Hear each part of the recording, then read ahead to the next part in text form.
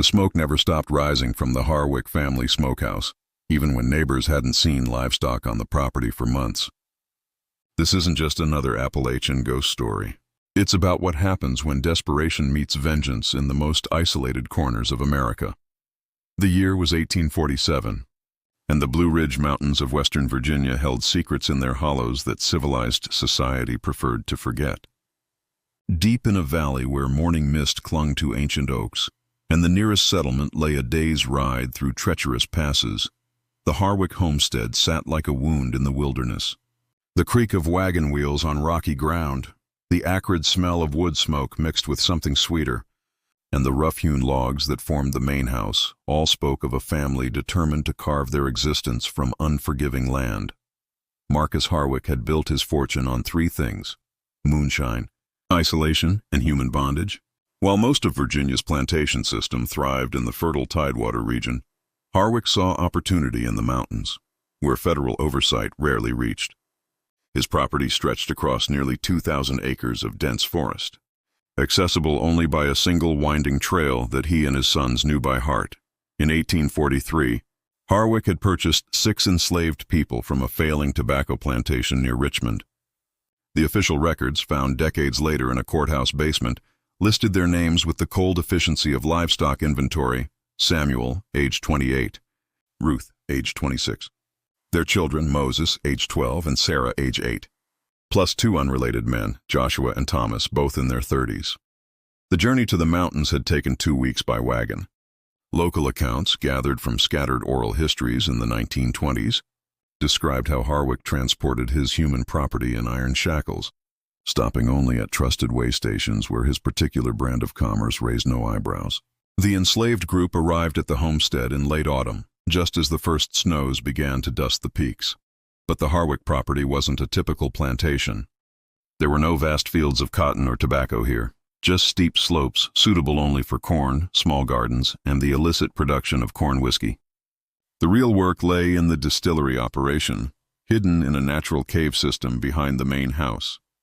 Marcus, his wife Eleanor, and their 3 grown sons, David, William, and James, had built their empire on producing the strongest moonshine in the Blue Ridge, trading it for gold and goods with buyers who asked no questions. The enslaved workers faced conditions that made traditional plantation life seem merciful by comparison. Winter temperatures in the mountains plummeted below zero, yet their quarters consisted of a single log structure with gaps between the boards wide enough to see through. They worked the dangerous distillery operations, hauled water from icy streams, and maintained the complex network of hidden trails that kept federal revenue agents at bay. Samuel, the informal leader among the enslaved group, had been a skilled carpenter before his enslavement. Ruth worked as a cook and seamstress. Their children helped with whatever tasks their small hands could manage. Joshua and Thomas, both experienced field workers, adapted quickly to the mountain's demands. Together they formed a tight-knit community bound by shared suffering and a growing understanding of their isolation. The Harwick family ruled their mountain kingdom with casual brutality. Eleanor, far from the genteel plantation mistress of popular imagination, personally oversaw punishments with a leather whip she kept hanging beside the kitchen door. David, the eldest son at 32, seemed to take particular pleasure in devising new forms of torment. William and James, while not as openly sadistic, participated without question in their family system of control. The smokehouse stood at the center of the property's food production system. Built from fieldstone and thick oak logs, it measured roughly 20 feet by 30 feet, with a stone chimney that drew smoke from carefully tended fires of hickory and oak. Here, the family preserved meat for the long mountain winters: deer, bear, wild boar, and the occasional pig or cow obtained through trade. Something darker lived in the mountains around the Harwick property. The Cherokee, who had once hunted these same valleys before their forced removal a decade earlier, had left behind stories that local white settlers whispered but rarely discussed openly. They spoke of a place where the earth itself seemed cursed, where game grew scarce and plants withered without cause. The Cherokee called it the Hungry Valley, a place where the spirits of the dead could not rest. By the winter of 1846, tensions on the Harwick property had reached a breaking point. The enslaved workers endured not just the usual cruelties of bondage, but the added isolation that made escape virtually impossible. The nearest town lay 40 miles away through mountain passes that became impassable in winter. Even if they could flee, they had nowhere to go. Virginia's fugitive slave laws meant certain return and likely death. Samuel had begun making careful observations.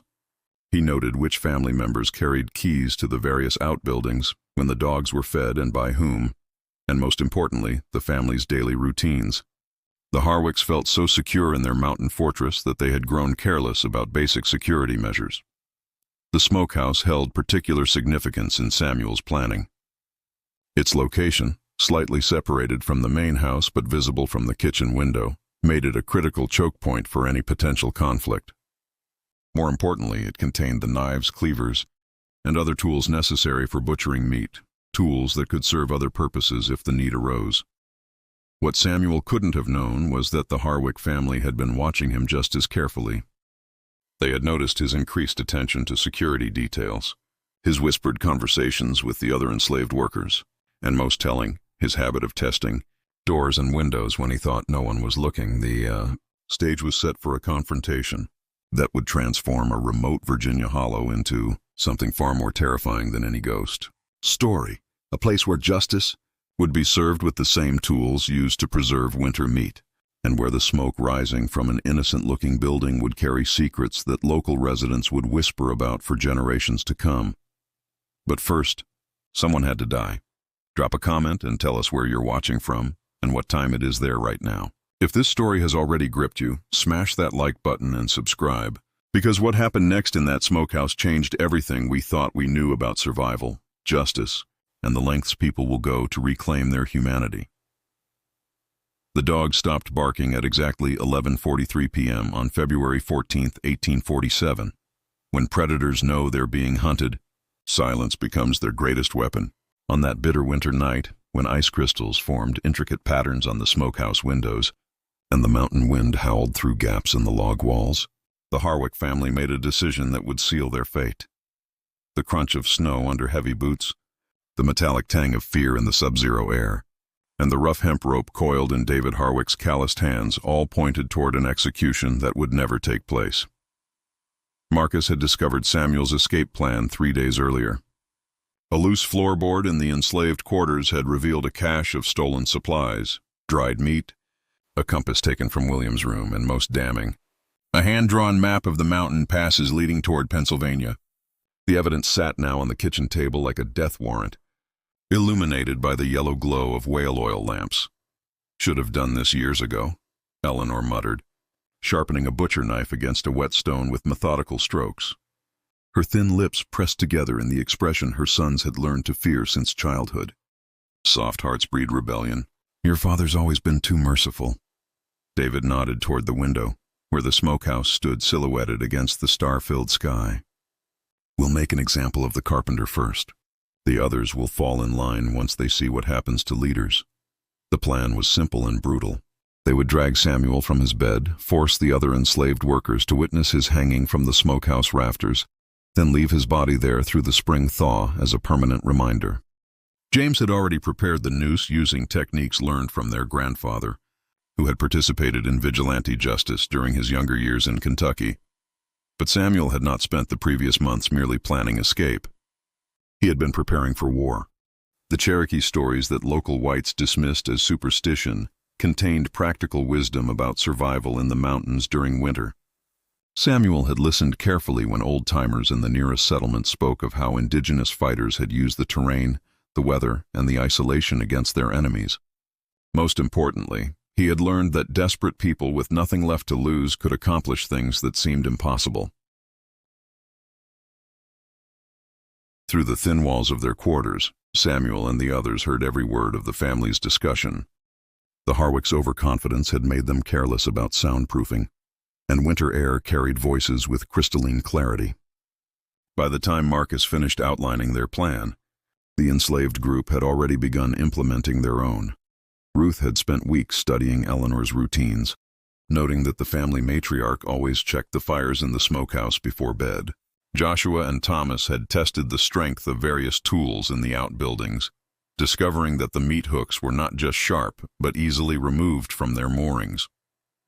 Moses, despite his youth, had proven invaluable in mapping the family's sleeping arrangements and identifying which rooms contained weapons. The irony would become clear only later. While the Harwicks planned to use the smokehouse as an execution site, their intended victims had chosen the same location for reasons of their own. The temperature that night dropped to 18 degrees below zero, according to weather records found in a 19th century almanac preserved at the Virginia State Library. Such extreme cold created conditions that would prove crucial to the night's events. Metal became brittle enough to break under pressure. The ground froze so hard that footprints became difficult to track. Most importantly, the family's hunting dogs, normally kept outside, had been brought into the main house for warmth. At midnight, Samuel made his move. He slipped from the quarters through a window whose latch he had carefully loosened over several nights. The plan required precise timing. Eleanor would check the smokehouse fires around 12:30 a.m., just as she had for the past 4 years. The other family members would be asleep, trusting their isolation and their weapons to protect them from any threat. Samuel reached the smokehouse 15 minutes before Eleanor's expected arrival. Inside, the dying coals from the day's smoking still glowed red in the fire pit. He used them to rekindle a small flame, then positioned himself behind the main support beam, where shadows would hide his presence. The building's interior felt like a butcher's cathedral, hooks and chains hanging from the rafters, cutting tables stained dark with years of use, and the overwhelming smell of preserved meat and hickory smoke. Joshua arrived next, carrying a length of rope they had braided from scraps of hemp found in the barn. Thomas followed with a selection of tools whose original purposes would soon be forgotten. Even young Moses had a role to play, stationed outside as a lookout who would signal if any family member besides Eleanor approached the building. Ruth remained in the quarters with Sarah, prepared to provide an alibi if needed. The official story, should anyone ask, would be that the men had been too sick with fever to leave their beds. She had even prepared a kettle of foul-smelling herbs to simulate the odor of illness. Eleanor appeared precisely on schedule, her dark cloak wrapped tight against the bitter cold. She carried a pine torch in one hand and a poker for adjusting the coals in the other. Her breath formed white clouds in the frigid air as she approached the smokehouse door, completely unaware that her routine had been observed and memorized for weeks. The door opened with its familiar squeal of iron hinges. Eleanor stepped inside, torch held high to illuminate the interior. The light danced across hanging slabs of venison and wild boar, casting moving shadows that would have concealed an army. She never saw Samuel until his hands closed around her throat. What happened in the next 60 seconds would transform 6 people, from victims into something else entirely, something that neighboring communities would struggle to understand or categorize for generations to come. The tools that had preserved meat for the Harwick family's winter survival were about to serve a very different purpose, and the smoke that had risen peacefully from the chimney for 4 years would soon carry secrets that no amount of wind could disperse. The Cherokee had been right about the hungry. Valleyed at Eleanor's torch hit the smokehouse floor and went out, plunging the building into darkness, broken only by the red glow of dying coals. In that moment, 4 years of careful planning collided with raw desperation, and the mountain itself seemed to hold its breath. The struggle lasted less than 3 minutes, but those minutes rewrote the rules of survival in the Blue Ridge Mountains forever. Samuel's hands found Eleanor's throat just as she opened her mouth to scream. Years of carpentry work had given him the grip strength to crush green lumber, and Eleanor's windpipe collapsed under pressure that could have snapped oak branches. Joshua moved immediately to block the door, while Thomas grabbed the fallen torch and rekindled it in the coals. The light revealed Eleanor's bulging eyes and the terror that comes with understanding that death has arrived ahead of schedule. But Samuel had no intention of making this quick. 4 years, he whispered, his voice barely audible above the wind outside. 4 years you've beaten us like animals. 4 years you've worked us past exhaustion and fed us scraps while you grew fat on our labor. Eleanor clawed at his hands, her fingernails drawing blood. But Samuel's grip never wavered. He had positioned himself so that she could see the meat hooks hanging from the rafters, the cutting tables stained with years of butchering, and most importantly, the tools that would soon serve purposes their makers never intended. The historical record suggests that Eleanor Harwick was 53 years, Old at the time of her death, a woman who had overseen the brutal treatment of enslaved people for over 2 decades. Letters found in her effects, discovered during an estate sale in 1906, revealed her to be an educated woman who understood exactly what she was doing. One letter to her sister in Richmond, dated just 6 months before her death, contained this chilling passage. The mountain Negroes require firmer handling than plantation stock. Isolation makes them desperate, and desperate animals will gnaw off their own limbs to escape a trap. Samuel released his grip on Eleanor's throat just enough to let her draw one ragged breath. "You want to know about desperate animals?" he asked. "Tonight, you'll learn." What happened next challenged every assumption about the nature of revenge and justice in antebellum America. The enslaved workers didn't simply kill Eleanor Harwick. They began a process that would transform their former mistress into something unrecognizable while she was still breathing. Thomas had selected a thin-bladed filleting knife from the smokehouse's collection of butchering tools. The blade, sharpened to razor keenness for processing fish and small game, sliced through Eleanor's heavy winter dress with surgical precision. Joshua held her arms while Samuel maintained his grip on her throat, applying just enough pressure to prevent screams while allowing consciousness to remain. The Cherokee had taught that an enemy's power could be consumed through ritual consumption of their flesh. While Samuel and the others had been raised as Christians, the mountain itself seemed to demand older forms of justice. The cold, the isolation, and the years of brutality had stripped away civilized restraints, leaving something more primitive and infinitely more dangerous. Eleanor's eyes tracked every movement as Thomas began the process of butchering. The filleting knife traced lines along her torso, marking the cuts that would separate muscle from bone. She tried to speak, to beg, to bargain, but Samuel's grip allowed only strangled whispers that dissolved into the darkness.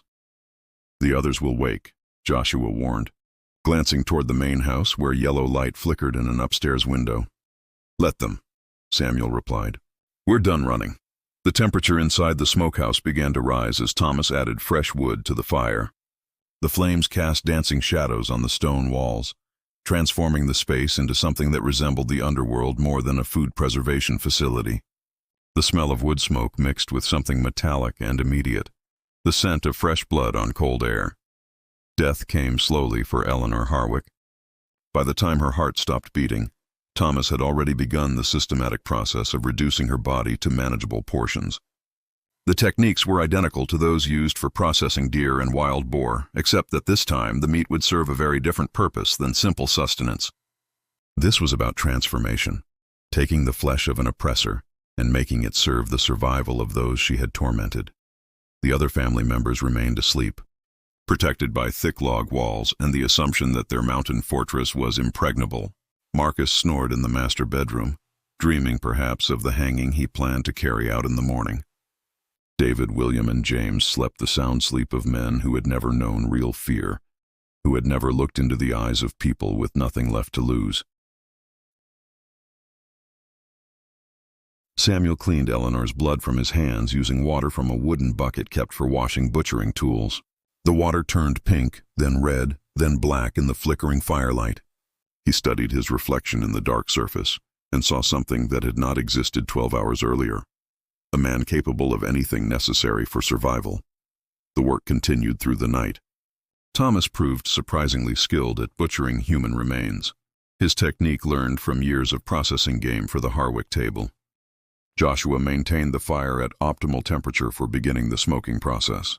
The meat hooks that had supported venison and wild boar now held different cargo, arranged with the same careful attention to air circulation and heat distribution. By 3 a.m., the smokehouse contained no recognizable trace of Eleanor Harwick. Her clothes had been burned in the fire. Her bones had been broken down and fed into the coals, where they would be reduced to ash and scattered with the morning wind. Her flesh hung from the rafters in neat strips, already beginning the slow transformation that would preserve it through the remaining winter months. Samuel opened the smokehouse door and breathed the mountain air. Dawn was still hours away, but the hardest part was finished. Eleanor was gone, and in her place hung the means of survival for 6 people who had been marked for death. The Cherokee story spoke of warriors who consumed their enemies to gain their strength. But Samuel understood that this was about something more fundamental than strength. This was about reclaiming their humanity through the most inhuman act imaginable. The smoke rising from the chimney carried a different scent now, something richer and more complex than the usual hickory and oak.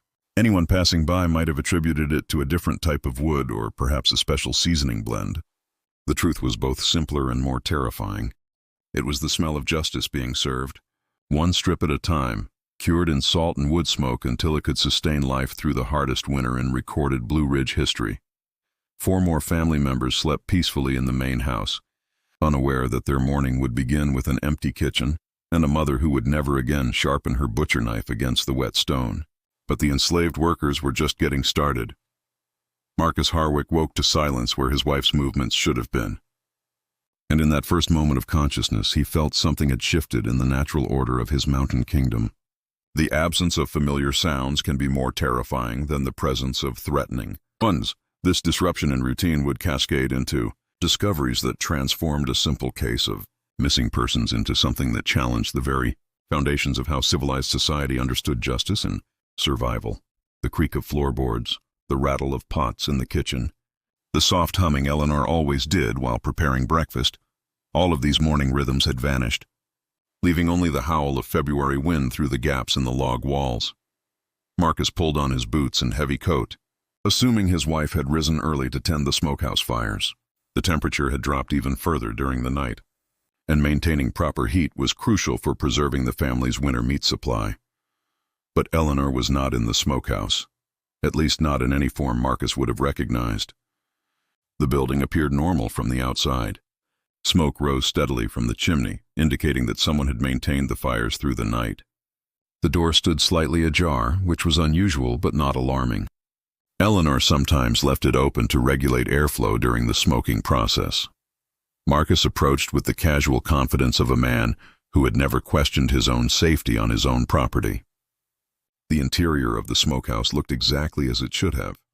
Fresh cuts of meat hung from the rafters in neat rows, properly spaced for optimal smoke circulation. The fires burned at the correct temperature. Even the tools had been cleaned and arranged with Eleanor's typical attention to detail. Everything was perfect, which was precisely what made it wrong.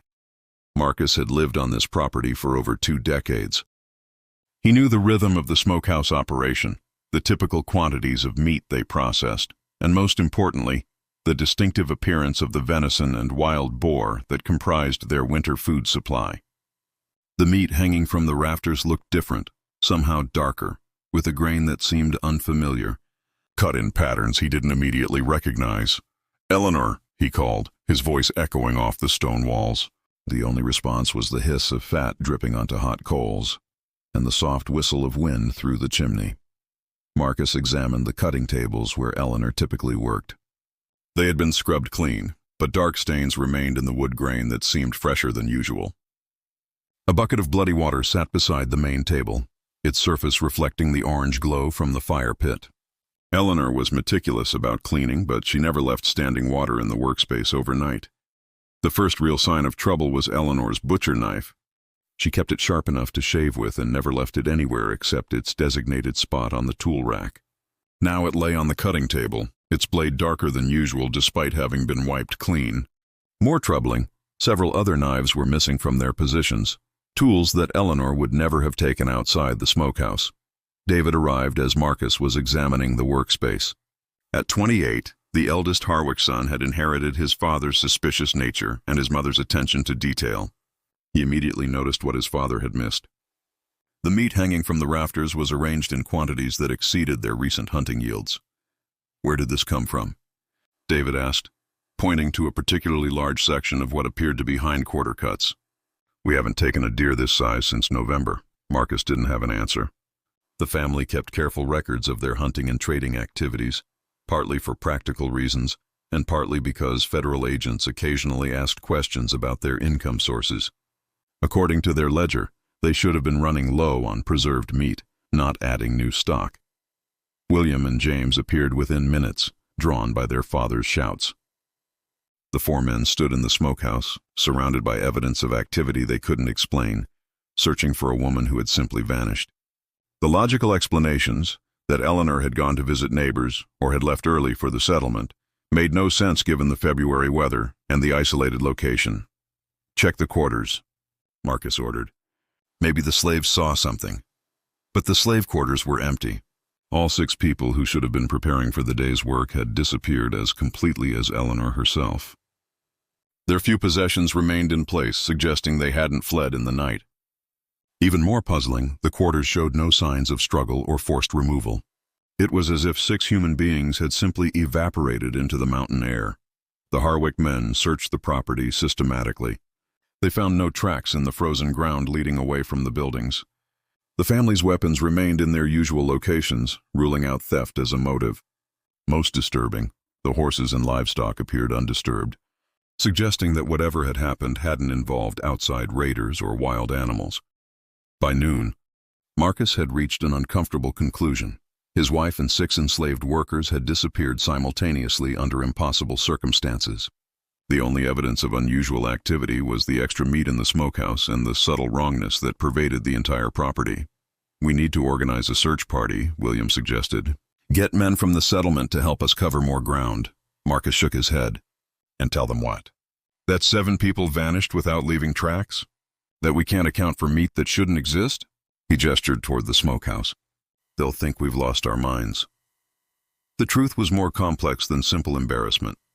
The Harwick family's isolation was intentional and profitable. Their moonshine operation, their treatment of enslaved workers, their entire way of life depended on avoiding outside scrutiny.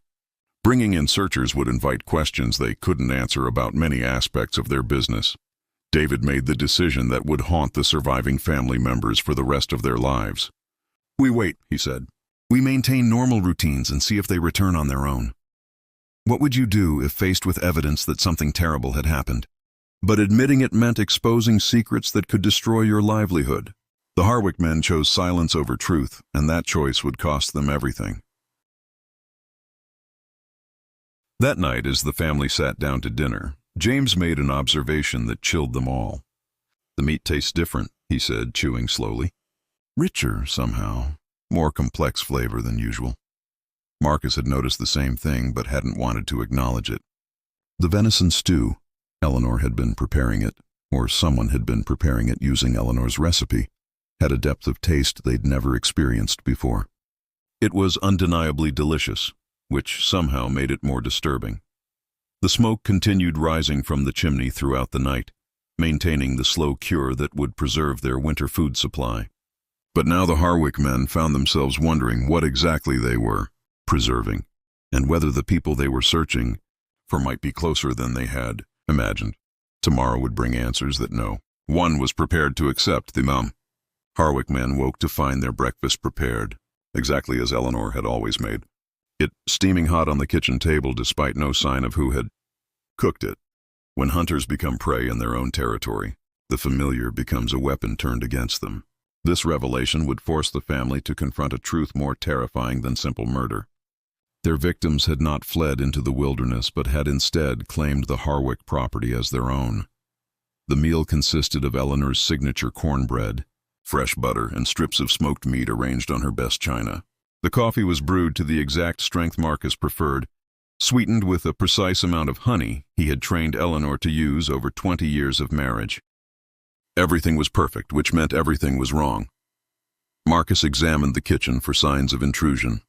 The doors remained locked from the inside. The windows showed no evidence of tampering. Most disturbing, whoever had prepared breakfast had intimate knowledge of family routines and preferences that only Eleanor possessed. The bread had been baked in her particular pan, using her recipe that included a secret blend of spices she had never shared with anyone. "This is impossible," David muttered, studying the meat strips with growing unease. They appeared to be cut from the same stock hanging in the smokehouse. But he couldn't remember his mother preparing breakfast meat before her disappearance. James picked up one of the strips and examined it closely. The texture was different from their usual venison, more tender, with a marbling of fat that suggested better nutrition than wild game typically provided. "Where would she have gotten meat like this?" he asked. "We haven't traded with anyone in weeks." The answer to that question would not become clear for several more hours, but when it did, it would reframe everything the family thought they understood about their situation. William volunteered to search the smokehouse again while the others finished breakfast.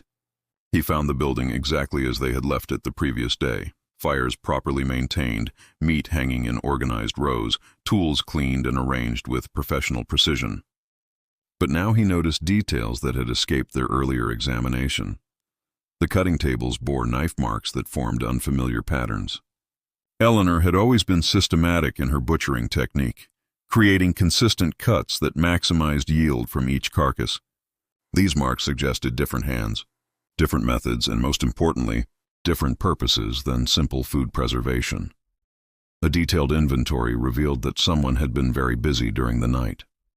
New cuts of meat had appeared on the drying racks, portions that would have required several hours of careful work to prepare. The quantity exceeded anything Eleanor could have accomplished alone, even if she had worked through the night. But the most disturbing discovery was a set of tools that didn't belong in the smokehouse. Hidden beneath a pile of salt-curing materials, William found several items from the main house: Eleanor's sewing scissors, a carving knife from the dining room, and most chilling, a straight razor from Marcus's shaving kit. These weren't butchering tools. They were surgical instruments that suggested a level of precision and planning that went far beyond simple revenge killing. Samuel's voice came from directly behind him. "Looking for something?" William spun around to find all 6 missing people standing in the smokehouse doorway. They appeared healthy, well-fed, and completely calm. Despite having vanished for over 24 hours, Samuel held a meat cleaver loosely in his right hand, its blade reflecting the firelight. Ruth stood beside him with a filleting knife, while Joshua and Thomas flanked the entrance with tools of their own. Even young Moses carried a weapon, a thin blade that looked suspiciously like one of Eleanor's quilting needles, sharpened to a deadly point. "Where is my mother?" William demanded, trying to project authority despite the obvious shift in power dynamics. "Your mother is exactly where she belongs," Samuel replied. He gestured toward the hanging meat with casual indifference, providing sustenance for people she spent 4 years trying to starve. The implication hit William like a physical blow. The extra meat in the smokehouse, the unfamiliar textures and flavors, the breakfast prepared with impossible knowledge of family preferences. It all made sense in a way that made his stomach lurch with revulsion. "That's impossible," he whispered. "People don't—" "People don't what?" Ruth asked, her voice carrying the same calm authority Samuel displayed. "People don't eat other people?" "Your family has been consuming human flesh for months, William. The only difference now is that you know where it came from." The historical record suggests that cannibalism was not uncommon in extreme survival situations throughout American frontier history. The Donner Party, the colonists of Jamestown, and countless other groups had resorted to consuming human flesh when facing starvation. But this was different. This was systematic, deliberate, and most disturbing. It was being presented as justice rather than desperation. Samuel approached the cutting table where William stood frozen with shock. "Your mother taught us many things during her final hours," he said conversationally. "How to properly section a carcass for maximum yield. Which cuts require longer curing times. The importance of removing all bone fragments to prevent spoilage." He picked up Eleanor's butcher knife and tested its edge against his thumb. A thin line of blood appeared, but Samuel showed no reaction to the pain. "She was very educational right up until the end. Even helped us understand which seasonings work best with different types of meat." William tried to back away, but Thomas and Joshua had moved to block the rear exit. The smokehouse, which had always represented security and sustenance for the Harwick family, had been transformed into a trap with the surviving family members as prey. "What do you want?" William asked, his voice barely above a whisper. "What we've always wanted," Samuel replied. "Freedom. But since your family made that impossible, we've settled for something else." He gestured toward the hooks and chains that had once held deer and wild boar. Several of them had been modified with additional restraints, leather straps and iron shackles that would hold a struggling human being securely during the butchering process. "We want justice," Samuel continued. "And we want to survive the winter. Your family has provided both." The smoke continued to rise. William realized with crystal clarity that he was not leaving the smokehouse alive. But more terrifying was the understanding that his death would be neither quick nor merciful. It would be educational, just as Eleanor's had been. He would learn exactly how it felt to be reduced to meat, seasoned and preserved for the convenience of people who had once been his property. The mountain had indeed been hungry, and now it was feeding. William Harwick's screams echoed through the valley for exactly 17 minutes before the mountain swallowed them. And in that time, 3 generations of brutality found its answer in the oldest form of justice known to humanity. When civilization fails, nature provides its own court of appeals. This systematic reversal of power would establish precedents that neighboring communities struggled to understand, creating a legend that blended historical fact with moral complexity in ways that challenged simple narratives of good and evil. The process began with Samuel explaining the rules that would govern the remainder of the Harwick family's lives. These weren't the arbitrary cruelties that had characterized their treatment of enslaved workers, but carefully considered principles based on reciprocity and survival necessity. William would experience exactly what he had helped inflict on others, no more, no less. "Your mother understood by the end," Ruth said, her voice carrying the matter-of-fact tone of someone discussing weather or crop yields. She realized that every cut she had made, every beating she had supervised, every meal she had denied us, was being repaid with interest. The tools arranged on the cutting table reflected years of expertise gained through processing game animals, but now they would serve educational purposes. Samuel selected a thin-bladed knife used for precise work around joints and bones. "This will hurt," he told William with clinical detachment, "but it won't kill you quickly. Your mother taught us the importance of keeping meat fresh during processing." What followed cannot be described in detail while respecting both historical accuracy and basic human dignity. Suffice it to say that William learned firsthand why the Cherokee called this place the Hungry Valley, and why his mother had made certain observations about desperate animals during her final moments of consciousness. Marcus, David, and James heard their family members suffering from inside the main house but found themselves unable to act. The doors had been barricaded from outside using techniques learned from years of fortress building against federal agents. The windows were too small for adult men to escape through, and the thick log walls that had once provided security now served as prison walls. More psychologically devastating was the realization that their weapons had been systematically removed during the night. Every rifle, pistol, knife, and even the axes used for splitting firewood had vanished. The enslaved workers had spent weeks cataloging and relocating every potential weapon on the property, leaving the Harwick men defenseless in their own home. "This is what helplessness feels like," Samuel called through the barricaded door. His voice carried clearly despite the thick wood, suggesting he had positioned himself close to the house for maximum psychological impact. "This is what your property felt like every day for 4 years." The 3 surviving Harwick men found themselves facing the same impossible choices their victims had confronted: submit to systematic brutalization or find ways to resist that would likely result in even worse treatment. The irony was lost on none of them that their mountain fortress, built to protect them from outside threats, had become the perfect prison for containing them until their captives were ready. Outside, the smokehouse continued operating at peak efficiency. Thomas had proven remarkably skilled at maintaining optimal temperature and smoke density for the curing process. Joshua managed the salt curing operation with the same attention to detail Eleanor had demanded. Even young Moses contributed by tending the fires and monitoring the hanging meat for proper color and texture development. The systematic nature of the operation reflected planning that went far beyond spontaneous revenge.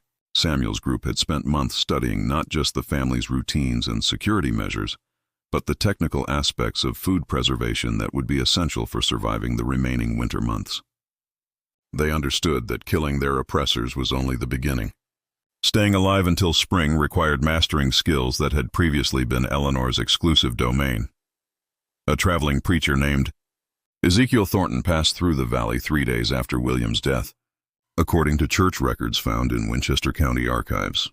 He reported seeing smoke rising from the Harwick smokehouse and assumed the family was preparing for the remaining winter months.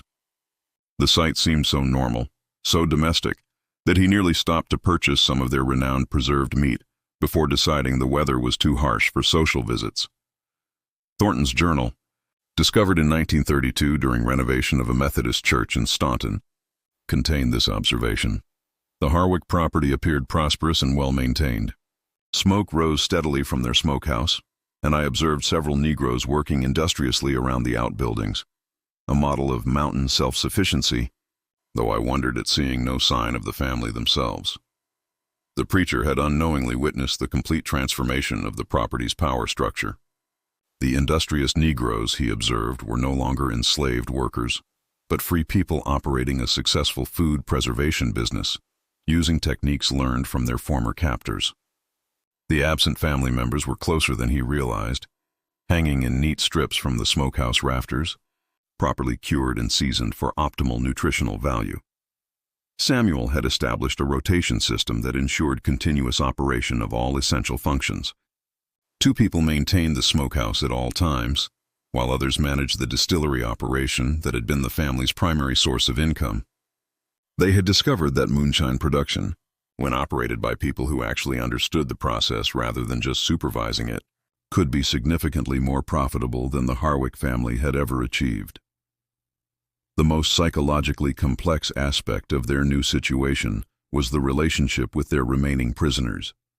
Marcus, David, and James were kept alive not from mercy, but from practical necessity. They possessed knowledge about trade routes, customer contacts, and financial arrangements that would be essential for maintaining the property's economic viability.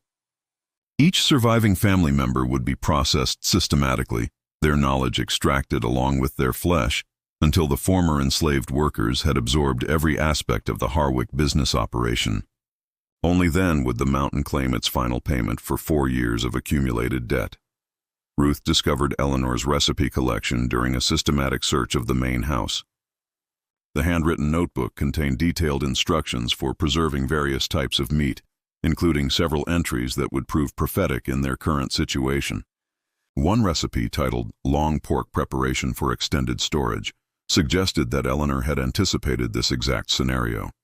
The winter that would follow would test every survival skill the group had learned, every technique they had mastered, and every moral boundary they had crossed. But as smoke continued rising from the chimney, and the supplies in their improvised larder grew more substantial each day, one thing became clear: the hungry valley would finally be fed. Spring arrived 2 months late in 1848. But by then the Harwick property had been transformed into something that defied every assumption about justice, survival, and the price of freedom in antebellum America. When the last snow melted, it revealed a truth that would challenge historians for generations to come. This final transformation would determine whether the events in the Blue Ridge Mountains represented simple revenge or something more complex, a complete inversion of power that created its own moral universe. The thaw began in early May, according to weather records preserved in the Virginia State Archives. As mountain streams swelled with snowmelt and the first wildflowers appeared in sheltered hollows, travelers began moving through the passes again after months of winter isolation. The first to reach the Harwick property was a federal revenue agent named Joseph McKinley, investigating reports of continued moonshine production despite the family's alleged disappearance. McKinley's official report, filed on May 15, 1848, described a prosperous-looking operation with well-maintained buildings, active distillation equipment, and clear evidence of successful food preservation activities. The smokehouse chimney showed signs of recent use, and the agent noted an abundance of preserved meat stocks that suggested either successful hunting or profitable trading relationships. What McKinley couldn't have known was that he was looking at the most successful business transformation in Blue Ridge history. Samuel's group had not merely survived the winter, they had thrived in ways that exceeded anything the Harwick family had achieved during 20 years of operation. The moonshine produced under their management was significantly higher quality than previous batches, primarily because the people doing the actual work now understood every aspect of the process, rather than simply following orders. They had experimented with different grain ratios, fermentation times, and distillation techniques, creating a product that commanded premium prices from discriminating customers. More importantly, they had established direct relationships with buyers who had previously dealt only with Marcus Harwick. Samuel's natural intelligence, combined with literacy skills acquired in secret during his enslavement, made him an effective negotiator who understood that knowledge was more valuable than brute force in business dealings. The food preservation operation had expanded beyond simple survival necessity into something approaching commercial enterprise. The techniques perfected during the winter months The optimal salt ratios, smoking temperatures, and curing times had produced preserved meat of exceptional quality. Their inventory included not just the remains of the Harwick family, but also deer, wild boar, and other game obtained through hunting and trading.